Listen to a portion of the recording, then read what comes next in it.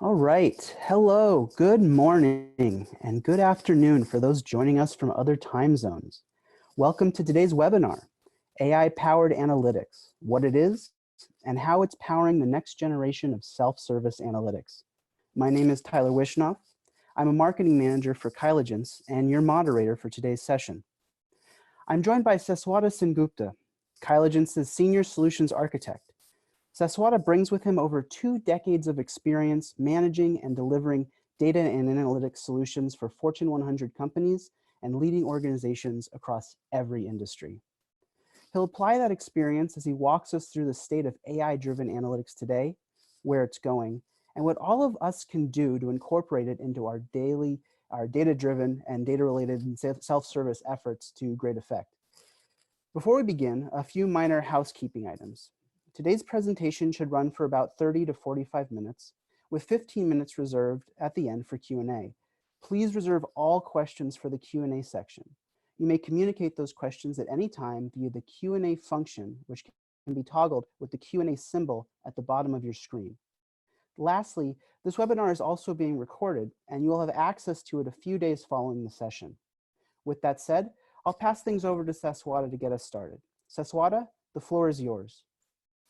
Thank you, Tyler. Hello, everyone. Happy Thursday. Thanks for joining our webinar on AI-powered analytics. Hopefully, from this session, you will get to see how we are enabling organizations to be more self-sufficient when it comes to analytics, and how we are driving and giving the end users the power to do complex calculations with a very, very fast response time without the headache of making changes throughout the environments and the architecture, etc. So with that, let me just start talking about some of the pains of collaboration. Coming from my background of engineering and product development, this is what I have seen in the past, and this is what has been a painful feature of collaboration even now with the modern technologies available. An analyst, for example, when he is or he or she is looking at different dimensions, measures, and models, the complex calculations, etc., is very frustrating because it takes a lot of time, and again, making those adjustments to those calculations will require changing the data model itself, adding newer columns into the model itself, and then going back to the architects and the admins to make those adjustments in the data. And sometimes those data points are not going to be available very easily in the model, so the data has to be ETL'd into the model itself. So with that, it becomes a very cumbersome process. Even within the realm of the big data itself today, this same challenge exists. It used to exist in the worlds of the OLTP and the RDBMS, even the technologies before that, and that hasn't changed even now. Even for an analyst right now to do a self-service analytics, it's not that easy, and it's painfully slow. And with organizations onboarding newer business processes, newer clients, newer technologies, or newer requirements, for an analyst to get those information out that quickly, it's a huge deal altogether. So what is a typical analytical process looks like? And this is true for every organization across the board. And that is an end user, when they look into a new requirement, they will raise those tickets for the requirement. It goes to the BI developers and architects who create those new calculations. And from there, the architects actually start looking into the physical layer, how they can repartition and things, reindex things. And then finally that requirement gets filled up, not to take into consideration the bureaucracy through it, which will take even a bigger time. So source system consistently changing and analysts raising new requirements, it requires a different way of handling all these things. And the self-service analytics, even now with this whole big data environments and then the cloud kind of environment really doesn't exist. The end user is still not being able to get that response in that manner, in the time which he or she wants to. The whole process itself becomes cumbersome for the end user. And again, when you go into this big data environment, there are challenges itself with the data itself. There are massive data sizes, right? When you look into the big data, and these are leading to complex calculations, which are actually placing burdens on the model, which means that the larger the data, the complexer your calculation, it takes more time to make those changes in the model. And if you go back the last 3 to 4 years, whenever you have built a model, with newer business processes coming in, newer technologies coming in, the models are never consistent. It keeps changing over the period of time. And to change that model itself, to align it with the actual requirements on the KPI, it is a hell lot of an effort, and which is being thrown from either the architects to the developers to the cloud architects, etc. So a whole process exists which makes it more and more complicated. Then comes a big challenge in the lack of governance. So as and when the big data exploded, people started getting different volumes of data, varieties of data. Uh, there are new schema changes, new measures which come, schemas on arrival itself. Departments are able to kind of take their own data and put it into a data lake kind of solution. Now, with that, the size of the data grew.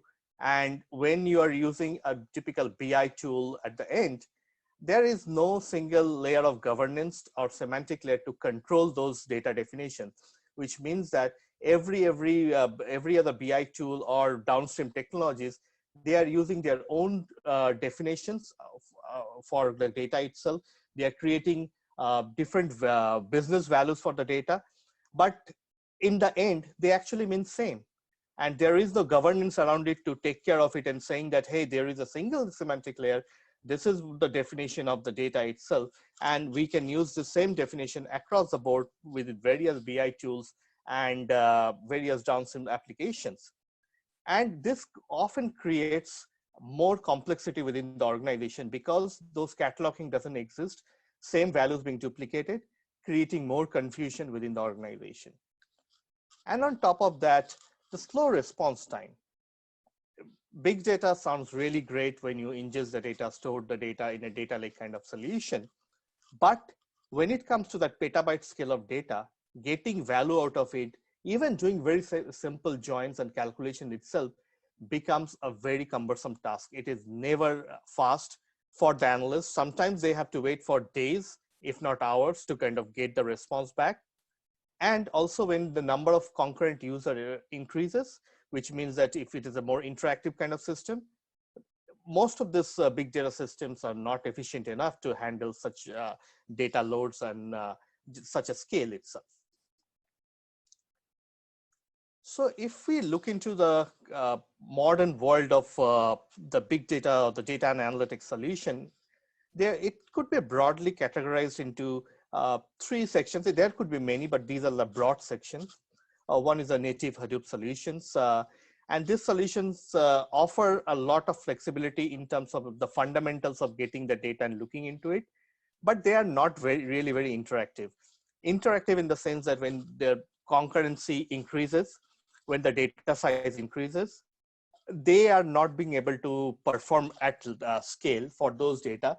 Because for an analyst itself or a BI tool itself, you cannot make them wait for like 2 to 3 minutes to get simple response, joining a couple of tables and then writing a couple of complex calculations and stuff. And all these tools itself, while they are very good at those batch processing, but when it comes to that very aggregated fast response to the data, they fail in those areas. Not to mention, some of them would require you to learn different programming languages and not SQL. And if you know from the traditional time or even into the modern world as we progress, most of the analysts are Excel and SQL savvy. So for them to learn a new language, it's altogether a different ball game, and it slows down the entire process itself. Then we have the data virtualization layers, which are very good solutions and very innovative solutions as such, which can have a single source of truth, but they are limited with the federation of the data. The slowest source itself will give you the slowest response, which means that they rely on something like a caching layer itself. And with the caching layer, obviously you cannot scale beyond a certain capacity. So when it comes to that kind of high volume of data itself, with that faster performance, virtualization layers really don't scale that much. And even when there is kind of the pre-aggregations and then some of the queries which can go to the source itself, the caching layer really doesn't work. So it could solve a certain volume of data, but with the larger volume of data, this kind of solutions become unusable or maybe challenging, to say the least.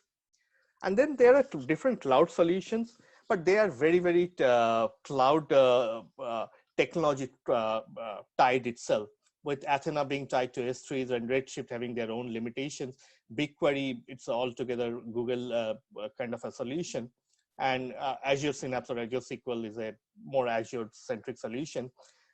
These are sitting down in different shapes or corner, whether they have a limitation in their size itself, or they're more costly to use, or they're not optimized to handle larger aggregates and complex queries itself. So none of this solution itself as a whole can solve the problem of faster performance, complex query handling, and handling the large number of concurrent users.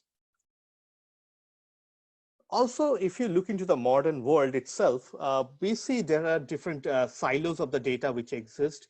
Data exists in RDBMS, MPP databases in memory, and we try to put a BI layer on top of it, or a downstream system, or a data as a service on top of it, simply because these different sections are handling different kinds of data in usage. So RDBMS, for example, transactional data, MPP databases are more analytical data. And then in memory are very fast fast response required kind of data. So all of them come together to build a solution, which could have been a single solution itself. And then underneath you have different data sources itself, whether that's a blob, cloud, CSV, Parquet, ORC file formats. To do this kind of holistic development data as a service, there is a duplicated effort involved. There are data sitting in heterogeneous systems, and there are different security policies for this data set. So it becomes very difficult for an architect or for the end user to consume this kind of data and start using it. So what could be a very, very important components of a modern data platform? A modern data platform should be scalable and elastic, which means that it can scale up and down with the volume of the data itself, and it can be elastic, which means that it can actually expand as required as the data volume increases or the compute requirement increases.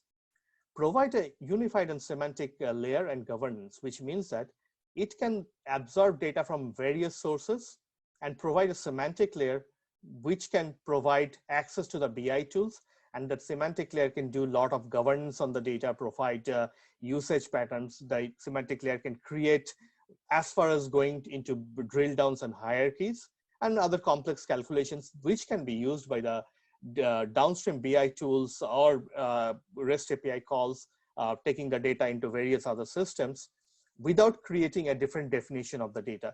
So for an analyst, when she or he is looking at a profit, the profit definition remains same across the board, whether she or he is pulling from an Excel spreadsheet or from a BI tool itself.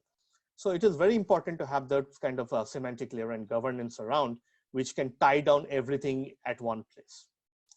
Then comes a pre-aggregation and query federation. So a modern data platform should be able to provide you the answers very fast for aggregated kind of queries with the pre-aggregations, and they should be very fast in giving that response. But if data doesn't exist or the query cannot return response from that aggregation layer, it should not fail the query. It should go into the source itself and get the response back while making this aggregation a little more smarter, saying that these are the more important attributes which you need to keep as part of your aggregation.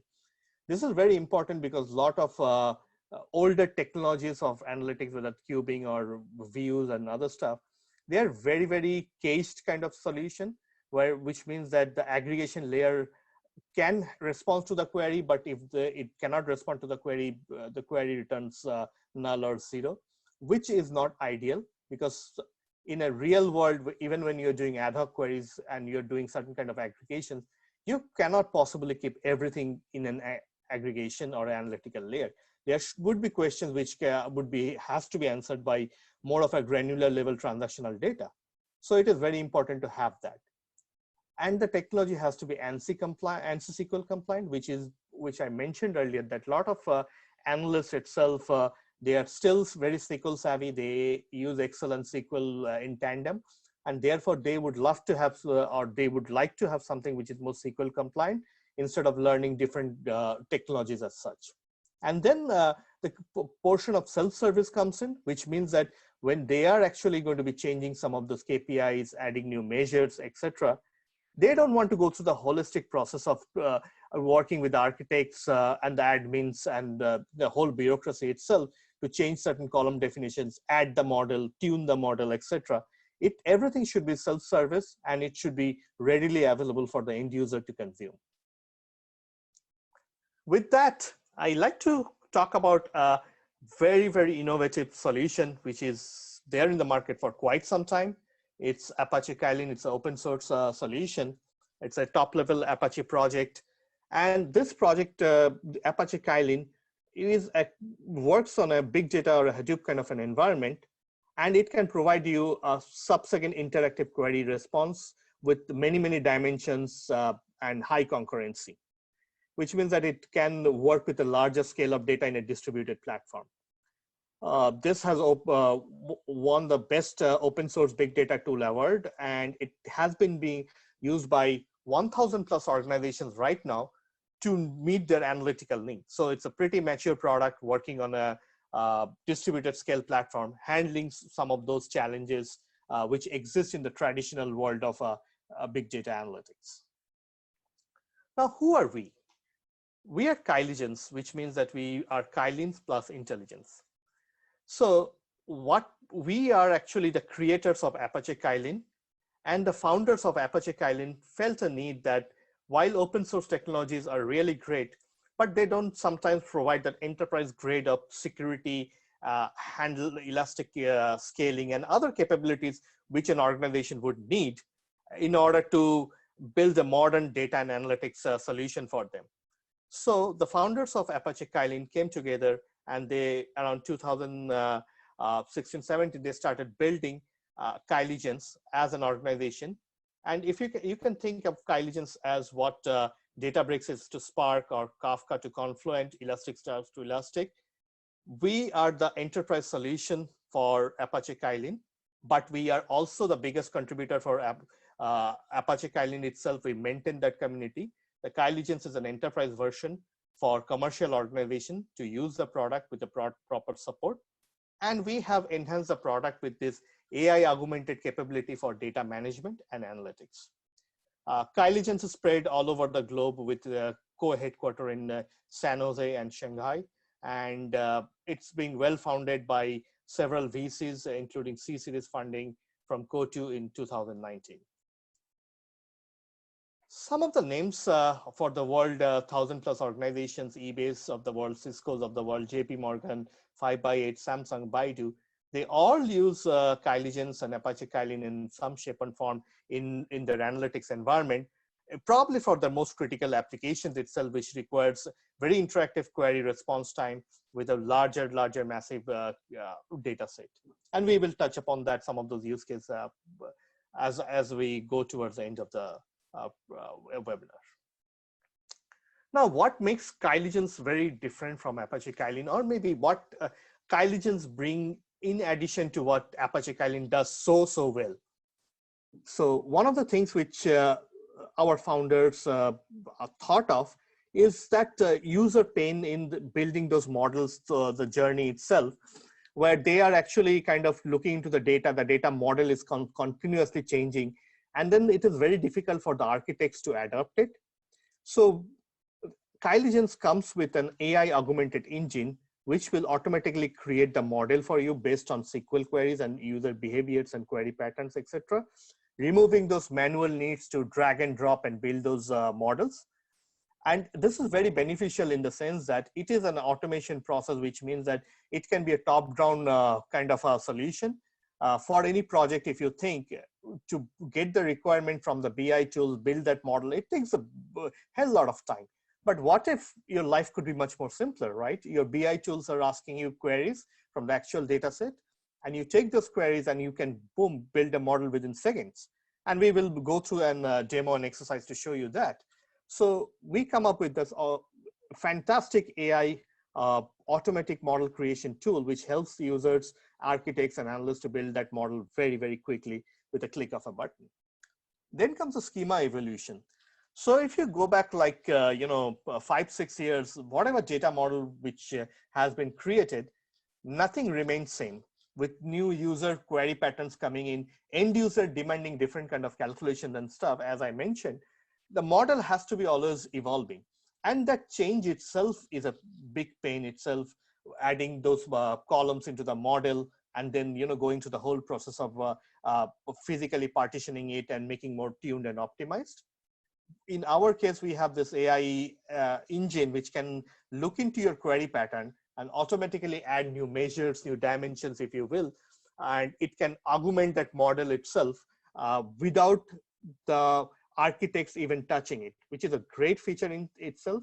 The model is actually kind of a very smart creature, if you will, which can actually adapt based on your query patterns, and it can adjust and create itself and recreate itself as and when time passes or new queries come in. And then automatic query optimization. So this is a pain which has been there for many, many years with traditional BI technologies. Then we have the traditional RDBMS, where you have to do continuously database monitoring and performance tuning with big data as well, partitioning, and then maybe bucketing, or maybe using different tools in memory. But in reality, that should not happen. Query should be able to automatically tune itself, and our AI engine is capable of doing that. No matter the volume of the data is, it's automatically looking to the data, new schema evolution, and then more tuning the query itself. Now, some of the difference between a traditional OLAP versus Kyligence, and this is a journey which many of us has taken in the past. And for the traditional OLAP, where we have a OLTP database, we have a data warehouse, the star schema, then we build a cube out of it. That cube itself is a single node solution. The schema itself is very rigid. And end user is always limited to that analytics of the cube. Not to mention, maintaining that cube is a very challenging proposition in terms of while new data comes in, loading incremental data, and also that's very rigid in structure making, which means that if you try to change the cube, there's a whole lot of process involved in doing that. Now come to Kyligence, which is a more modern analytic solution using AI. What we do is we have a automated engine itself, which actually takes care of those modeling itself. It can take care of building the schema. It's a distributed multi-node solution, provides sub-second response time, and also very, very important, and which I mentioned earlier, is that the cube itself will answer probably 80% of the queries, but those 20% of those detailed transactional queries which the cube cannot answer, in your traditional environment, there is no way to get those answers. Or probably you have to do some manual views and stuff, or maybe some different kind of joins. In our case, we have something called a smart pushdown, which actually goes into the source itself, and it can bring the response for the query. But while doing so, the AI engine understands that these are the new attributes which are coming in, and it will make it very, very fast. And we'll go through one of those exercises as well. So what kind of data sources Kyligence can accept? Pretty much everything, whether that's native Hadoop, Kafka, Redshifts of the world, Azure of the world, we can handle everything. We have a semantic layer where we can actually segregate those data. We can actually classify those data for marketing, finance, sales. We can actually kind of create different workspace for the user. And then not only that, we can build hierarchies for drill down and drill through for the users. We can handle complex MDX queries. And on top of that, we can maintain the data in more smart manner, which means that it can have adaptive schema and adaptive querying itself with our AI augmented engine. And we offer in many cloud versions, including Google Cloud Platform, Azure, and AWS. We are built on Spark. We work on Spark. and we expose the data via ANSYS SQL, MDX, and REST. And there are various BI tools with which we have inbuilt connectivity in order to consume the data, do analytics on the data itself. So one of the examples, and we will go through an exercise of demo here, is that how those modeling takes place, how those adaptive schema actually changes over a period of time, and how AI augmented engine actually works. It actually works in a very smart manner, if you will. Every query the BI tool executes, a query engine traps those queries, keeps it in the query history, and then depending on your acceleration rules, it actually starts accelerating those queries, which means that it retunes the model itself to make it much more smarter. If required, add more measures, which are coming from the new analytical or BI tool itself, meaning that if the end user is asking today a question saying that give me a profit over 5 years by country. Now, this profit may not exist in the actual model itself, but with this AI augmented engine, we can very easily create that model, update that model, and then automatically accelerate and tune the model itself, and making it faster, seamless for the end user to get the response without the worry of working with an architect and an admin.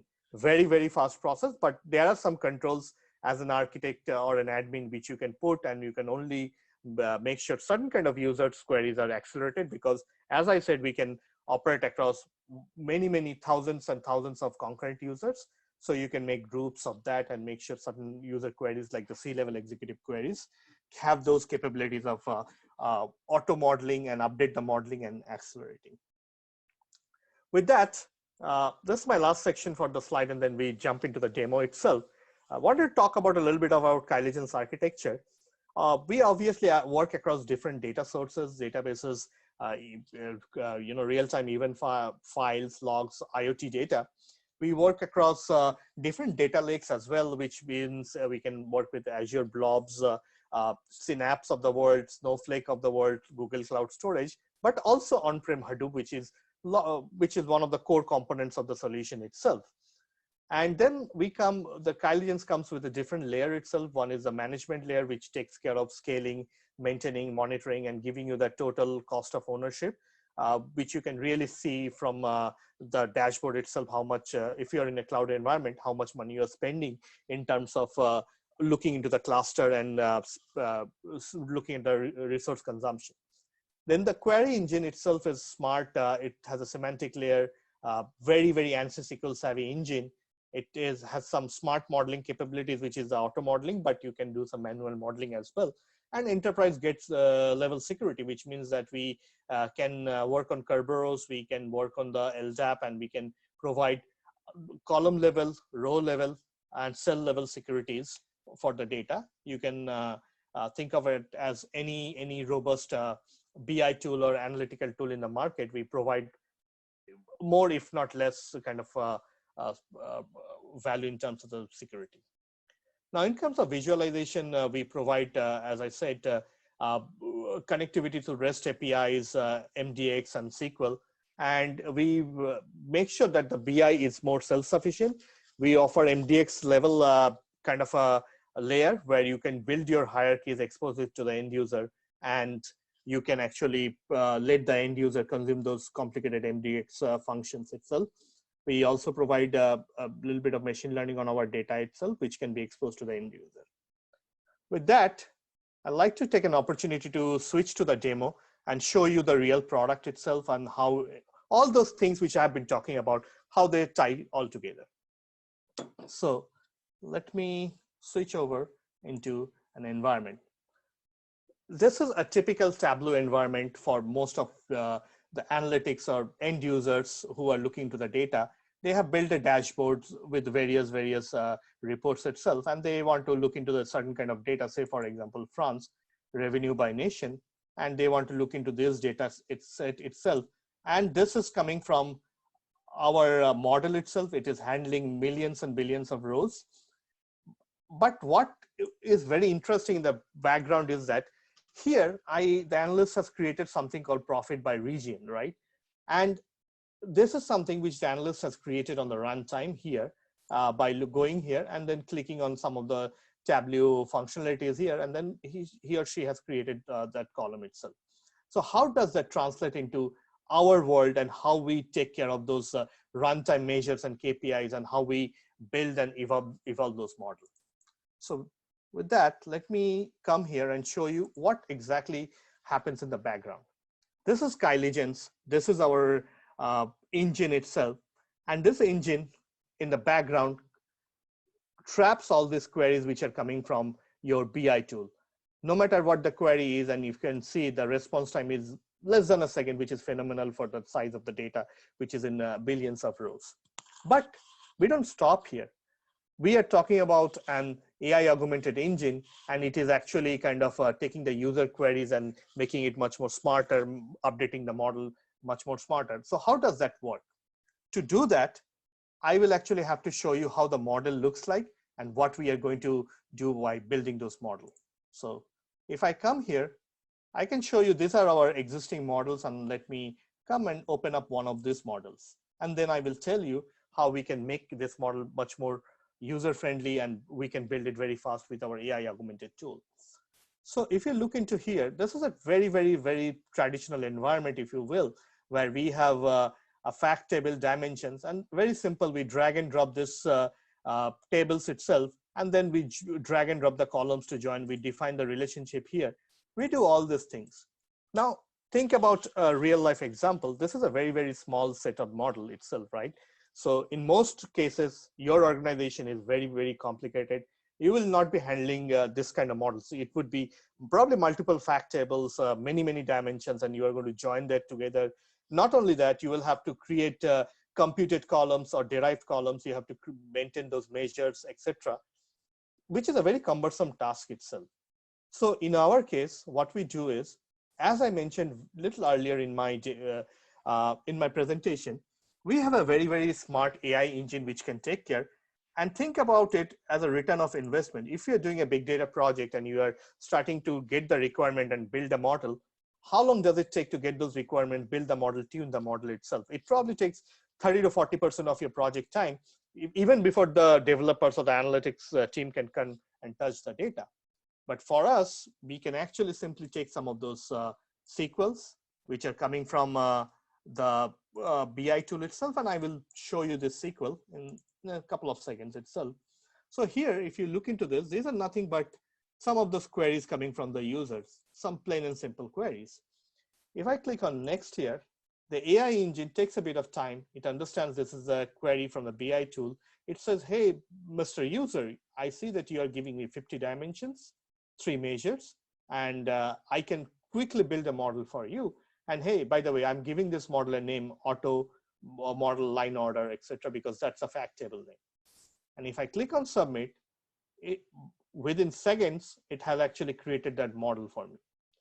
It gives me the ability to, rename some of these columns. It has added some of those calculations here. But let's go back into our example of what I have shown in the BI tool, the profit by region, right? Profit doesn't exist here. So what happens in this model when I start looking into the data? As I said, we have a very, very smart mode of doing this. So as and when, and let me come out of this, as and when the query history itself is refreshed, here within the enterprise itself, which is our one of the admin tools, if you look into it, a lot of queries gets kind of trapped here. And it gets accelerated based on the user settings here. In this case, your architect can set those settings. You can designate out of 1,000 concurrent users, these are the VIP users, these are the admin roles, and for them set up a frequency or a latency rule through which these queries will be accelerated. Now, let's assume that these queries are accelerated. What happens then? It actually automatically updates the model. How? So I will go back to my old workspace where I have created that model, and let me import 2 SQLs just for the demo itself. In a real world, the SQL will be actually trapped here, but here I'm actually taking this and I can import it. And here, if you see, I have created something called profit here, which is coming out of my BI tool. And as an end user, I have created a column, maybe in a BI tool, maybe in Excel, maybe I'm doing a normal SQL query through any other SQL compliant tool. And I want to look into this measure itself. Think about for a second, in a big data world, for this to happen, you will have to go through the whole process of adding this measure in the BI tool, and then going back into the Hive tables, or maybe in RDBMS, creating those new derived column itself, chaining those columns, and then only you will be able to access this data and have that performance of the data in a click of a second. So if I click on submit here, the AI engine takes a bit of time, and it says that, hey, I have these 2 new queries coming in, and I see that this needs to be accelerated. Do you want me to do that? Either I can wait 5 minutes, by which it can automatically get accelerated, but for this demo, I will accelerate it by myself manually, and I will click accelerate here. So as and when this is accelerated in the background, if I click here, these 2 queries are here, it is getting accelerated, and it is doing something on the background. But what exactly it is doing here? What is my AI engine is telling me? So let me go back into the model here. Let me refresh this page. So it is actually refreshing the model here, and let me come and switch into this space, and let it get refreshed here. So it actually is recommending me, hey, you build a model, now you need to load the data. But hey, wait, before you load the data, I have some recommendation for you. Let's see what the recommendations are. It is saying, hey, Mr. User, I see that you have added 2 more columns here. And I see that one of those columns is actually a computed column. And what that computed column is, it's actually basically your revenue minus your supply. And I am calling it an auto column, but you can very easily change it. I will say, okay, I can change it. I will say profit. And then what I do is I simply accept this. As and when I accept it, and this can all be happening in the background with the query acceleration, our AI engine tool. But for this demo, I am actually showing it manually. So if I come here and click on this guy, I would see that it actually has added these 2 columns here. And it has actually created a profit, which is a computed column based on the revenue minus the supply cost. And it is ready to go for the end user to look into the data and run the analytics. So in all, Kyligence provides you that kind of environment where you probably would never have to touch the model. And when you are doing newer queries and different kind of queries, all data can come in very easily. The model can get updated with newer and complicated calculations and measures without even the architect coming and touching into the model itself ever. Can you control it? Yes, you can control it. The admins can provide certain kind of users the capability to do it. But think about the efficiency. Think about the ease of use of the product. Think about the life it is making easy for not only the end users, but for the architects, admin, and also for the whole organization, where they do not have to really care about maintaining a model itself, which itself is a big task for the architects and the modelers itself. With that, I'd like to switch back into the presentation, and let me make it a full screen. Some of the very, very sample success stories for us. So eBay, right? So if Apache Kylin was a project which started in eBay, the founders of Kyligence were working and they built this solution, and then they started the enterprise version. eBay actually donated it into the open source community Apache Kylin. But what it was actually to replace Teradata. And if you know what Teradata is, it's a beast itself, which is very good for certain kind of transactional queries and stuff, maybe some analytical queries, but really at that scale, with that total cost of ownership, with that, cheap kind of hardware itself, distributed kind of a computing, it didn't scale. And that's where Apache Kylin started. And it became a very, very big success story. Then comes the global top 3 bank. And this is a very, very good use case, simply because of this 100,000 concurrent users on a handheld device with trillions of rows. There is no single analytical solution which can do that. And handling those 100,000 concurrent users, giving those response in a millisecond, Teradata was not being able to do that. There were newer BOI tools which were connecting directly on Teradata. Teradata actually kind of failed to give that kind of response level with that kind of rows and the complexity of the queries. In our case, the Kyligence actually replaced that, and it became a huge success story for the bank. Then another global top insurance company, 1,200 cubes reduced to 2. And this is a big success story in the sense that think about those silos of cube which you have, simply because your queries cannot go into the source, and then for every permutation and combination, every simpler queries, you actually end up building cubes. In older worlds, we used to create views and stuff. So 1,200 cubes, because they had very high number of dimensionality and then attributes and stuff, they used to maintain that. It was a headache. Think about the incremental updates of those cubes, loading the data, maintaining the data, and then governing those cubes itself. With our solution, we just cut down into 2 cubes and could handle the same scale of compute and analytics for the company. And then one of the other success story is for replacing Greenplum. Now, Greenplum was meant to be an analytics solution for this largest credit company, but Greenplum was not performant enough to give those computes as in runtime when the user wanted it. And then the aggregations were really slow because it was using, even though it was MPP kind of a solution, some of those aggregated queries would require caching at the BI level. And that actually was making things much more harder for the company itself. So they came into Kyligence, and Kyligence could solve that problem, handling that petabyte scale of data and then billions of rows, interactive query within fraction of a second. So huge success stories here. We would, if you guys are interested, please reach out to us. We would love to share this with you, and we can get into more deep dive conversation. And with that, I thank you all very much for joining today's webinar. Please follow us at LinkedIn, Twitter, and Facebook, hashtag Kyligence.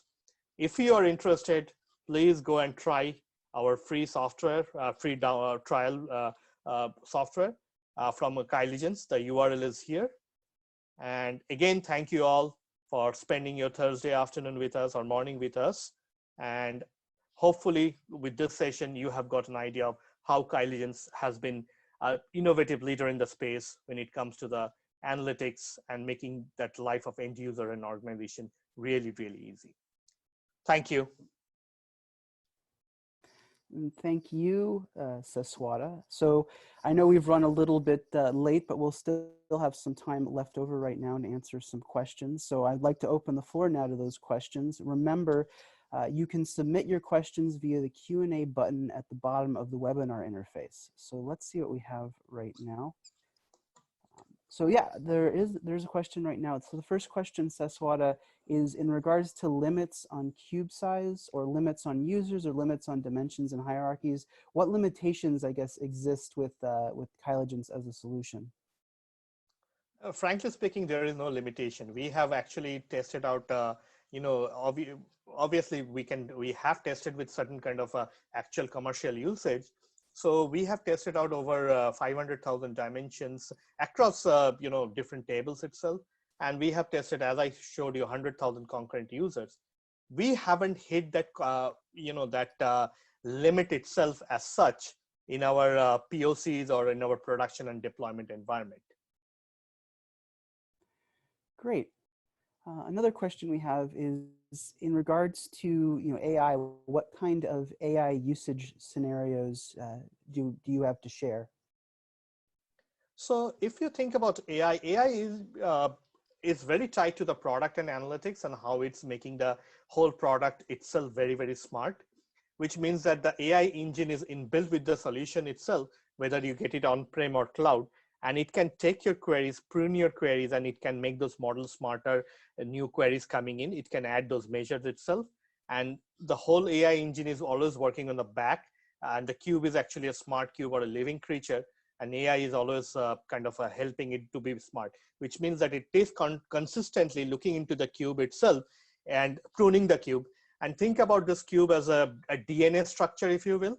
And each of those cells are actually living cells. And therefore, every time you run the query and the cube thinks that, hey, these queries are like 5 years old, and this has been run only in the 5 years, and this is the user behavior and pattern, it actually prunes that, and then new queries come in, new kind of definitions come in. It actually adds that and makes the cube smarter.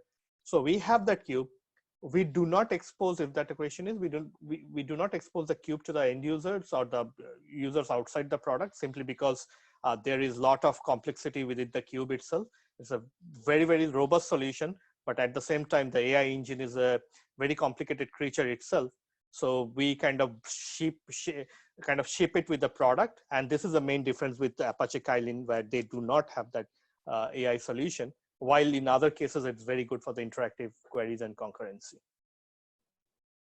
Great.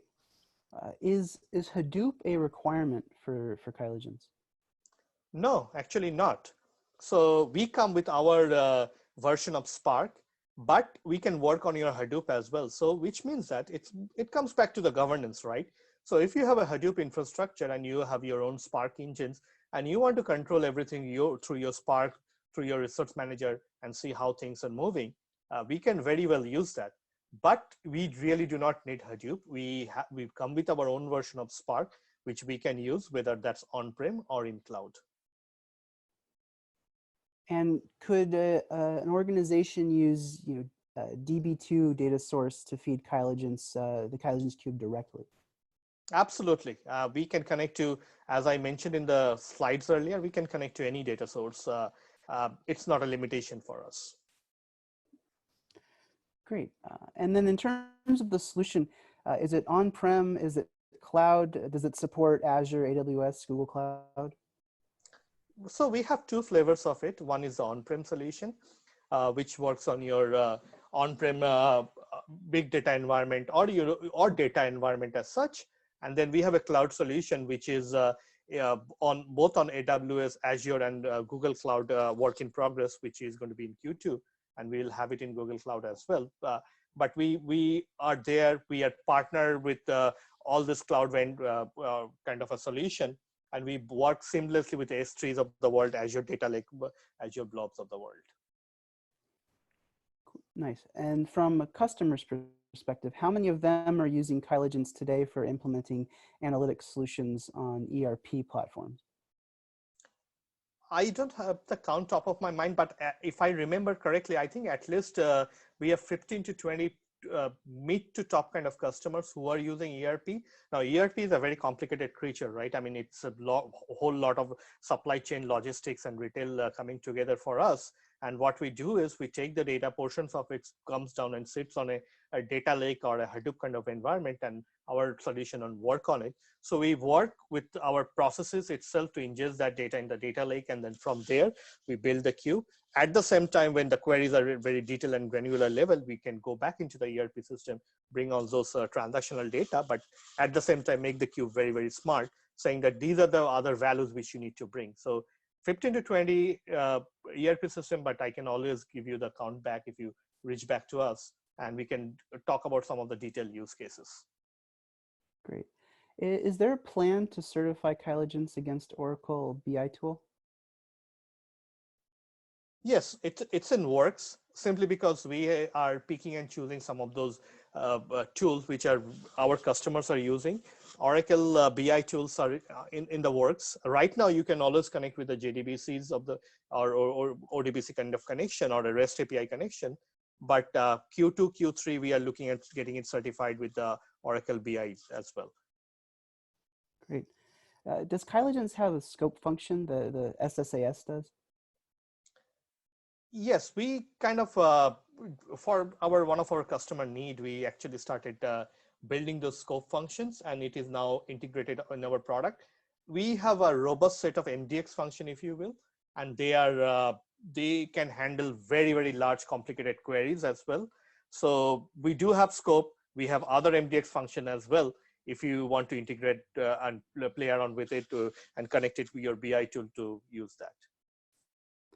Great. And could you explain the MPP architecture of Kyligence in comparison with other MPP platforms like Teradata and SAP HANA? So think about Kyligence. Let me take a step back and say that it's not an MP. It's a distributed kind of a data analytical solution. And how it works is, and we can go through a deep dive session with the person asking the question. What we do is when we get the data, we build something called a cube, which consists of smaller cuboids, right? And each cuboid is interrelated. And think about it as you have a product, time, and say customer. So for each combination of the data, the cardinalities of the data, either we have a cuboid of product, customer, time, product and time, customer and time, so on and so forth. And all these interrelated cuboids come together to build that large cube. What is the advantage here? The advantage is anytime you're running the query, each and every cell can kind of give you the answer, which is pretty fast. And it is much more faster than an MPP database, which has to, at the end of the day, collect everything and then give you the answer. Here, a single cell can quickly give you an answer. And that's why we are so fast. And we have 60 billion rows of data in our POCs where we have got response less than a second. Thank you. And so we've got a couple minutes left for questions. So there's a few more here. Last one I have right now is, is it possible to get the data lineage for governance? Yes, with our semantic tool itself, you can actually see the source data itself. And then with that, we have an ability to actually go into the Kyligence enterprise, where you can actually see from what source that data is coming. So you will have that place where you will be importing the data, and then there is a semantic layer where you will be creating new definitions and hierarchies, but that lineage always exists, and you can actually look into that lineage. Wonderful. If there are any more questions, you can still submit them right now, but at the moment that is all we have. So, with that, I think we will wrap things up. But thank you again, Saswata, for sharing your insights with us, and My an pleasure. extra special thank you to everyone who attended today's session. We hope you got a lot out of it, and we look forward to having you at our webinar next week, Thursday, April 9th, that takes a deeper look at Apache Kylin and how you can integrate it into your big data work. If you're interested in learning more about Kyligence and how we can help data teams leverage AI to accelerate and embrace self-service analytics, or would like to set up a personalized one-on-one demo, visit our website at www.kyligence.io. Also, be sure to follow us on Twitter and @Kyligence, and on LinkedIn as well. Thanks again for attending. Have a wonderful rest of your day.